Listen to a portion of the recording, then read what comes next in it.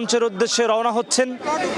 এই মুহূর্তে দেখতে পাচ্ছেন বিএনপির ভারপ্রাপ্ত চেয়ারম্যান তারেক রহমান যে লাল গাড়িটি, যে গাড়িতে করে তিনি পূর্বাচলের সমাবেশের মঞ্চে যাচ্ছেন, সেই গাড়িটি আমাদের সামনে।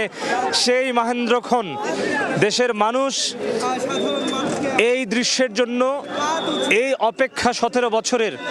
বিএনপির ভারপ্রাপ্ত চেয়ারম্যান তারেক রহমান লাল বাসের ভেতর থেকে একেবারে সামনে থেকে তিনি দুপাশে যে মানুষের সারি, গণমাধ্যম তাদেরকে অভিবাদন জানাচ্ছেন। বিএনপির ভারপ্রাপ্ত চেয়ারম্যান তারেক রহমান সবার উদ্দেশ্যে অভিবাদন জানাচ্ছেন। একটা নিশ্ছিদ্র নিরাপত্তার মধ্য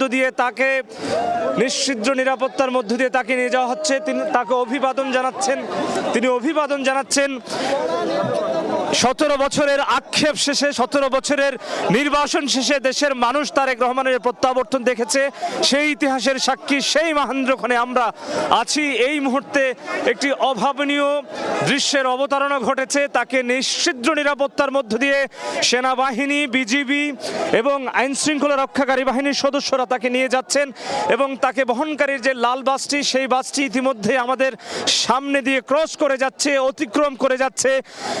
একটি নিশ্ছিদ্র নিরাপত্তার মধ্য দিয়ে বিএনপির ভারপ্রাপ্ত চেয়ারম্যান তারেক রহমানকে বিমানবন্দর থেকে তার জন্য যে পূর্বাচলের যে সমাবেশ মঞ্চ, সেই উদ্দেশ্যে তিনি রওনা হয়েছেন। এই মুহূর্তে